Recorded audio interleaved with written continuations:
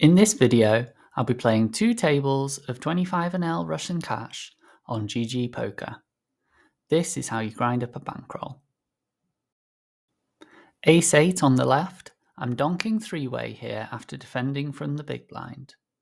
If I check and face a big bet, I'll have to fold, so I like using this as a bluff with the backdoors. I may get some better ace high to fold, as well as other overcards. Jack 10, I'm betting turn after the flop checked around. Nice and small, looking to clear out some weak equity like Queen Jack and sometimes Ace High. My Jack and 10 may be live outs as well. Ace 8 to get raised, so I have to fold.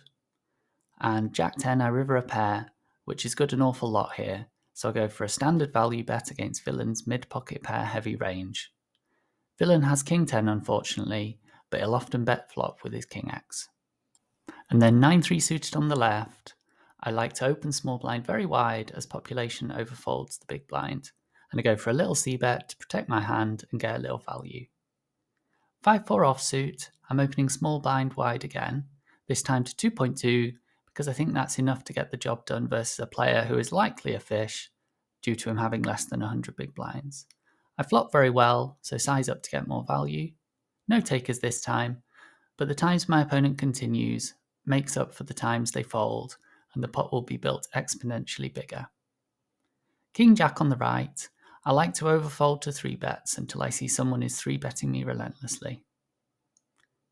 King Jack offsuit could be a good 4-bet bluff versus a player like that, but I prefer to err on the side of caution when facing 3 bets from the population. King 6 suited, I open nice and wide and take the pot down. Wide opens work very well in small stakes games, especially in fast evolved variants like Russian cash. 8-6 suited, wide open again, and folding to 3-bet again. With 10-6 suited, I defend versus under the gun, and I decide to lead small with my weak second pair. My hand needs lots of protection, and this board favours my opponent, so if I check, he will very often fire a big bet, which I will not enjoy calling. Not the worst result to get a fold, particularly on a board where my opponent should win the pot very often with his range.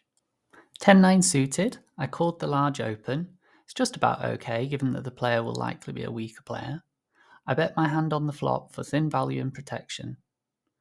The turn hits his range very hard, particularly as he raised big pre-flop. Large raises pre-flop are indicative of ace-hex hands and Broadway hands. Villain could have King Queen and King 10 on the river there, but he has lots of aces and he bet very quickly, which seems a bit more likely to be an ace than a bluff. And with ace 10 on the right, I make another tight fold. Ace 7 on the right, I consider leading to simply fold villain off his pocket pairs, pocket 3s to pocket 9s, and some ace high, but I decide that he has too many hands that connect with this board in some way, and my hand has very little going for it. The turn is basically the same situation.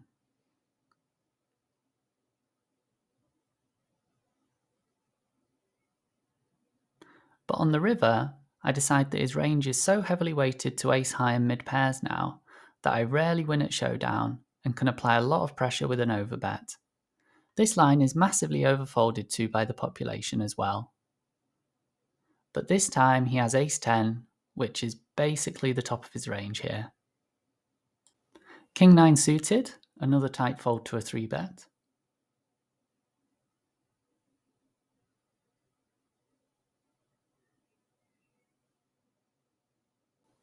And then ace queen, I bet the flop small for protection and a little bit of value.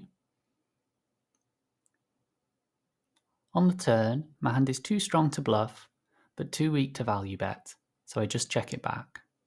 And when I river a queen, and he bets half pot, I think my hand is almost always the best. He would have raised stronger stuff earlier, and if he did hit something really good like a straight, he would have likely led out on the turn or bet this river bigger.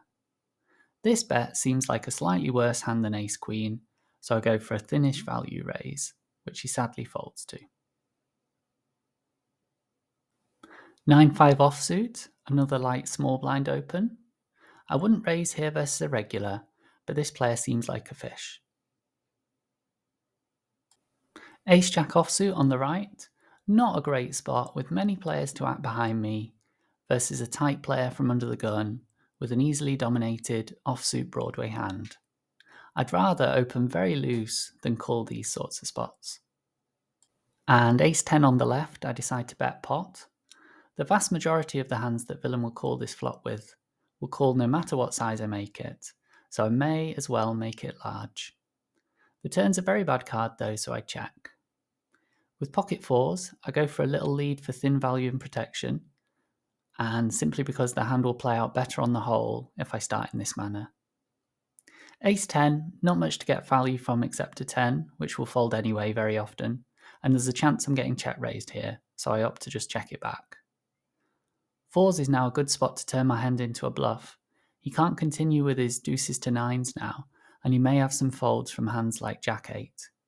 And on the river, it seems like he will have ace-high a massive amount of the time, given he didn't raise the flop.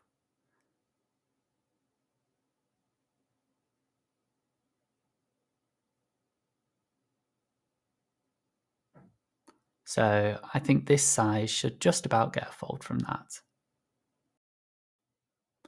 And with 8-7 on the left, I call pre-flop and stab at this board when he checks to me. It's his board, but population overfolds when they miss a c-bet out of position, so I'm comfortable taking a little stab at it. On the left with kings, I decide to bet pot again. I would bet smaller with a set of aces, but because my opponent can have an ace very often here, I like to start building the pot before he finds a way to fold it. And on the right, we have a cash drop pot, so there's an additional 10 big blinds of dead money in the pot. We should fight for these pots extremely hard. This is a very easy pre-flop call, and then a nice spot to lead the flop as well, with a gut shot and up against two ranges which should be extremely wide given the 10 big blinds dead money.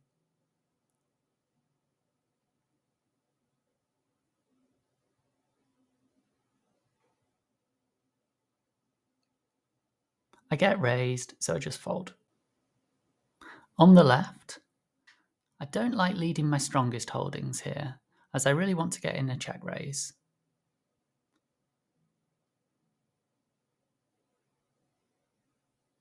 And when he bets small, I go very big indeed. On the right, I make another tightish fold to a 3-bet.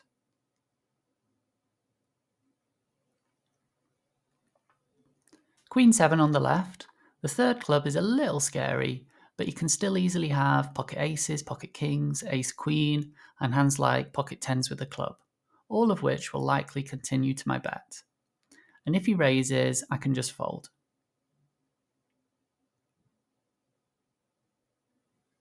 And the river makes things worse again. Pocket kings gets there, king queen, ace queen won't call anymore, perhaps not aces either. Nothing to do but check fold, unfortunately. As always, if you have any questions related to this topic, or any questions at all, I offer a free coaching service in the VIP Grinders Discord server. Feel free to come in and ask anything you like. I look forward to seeing you there.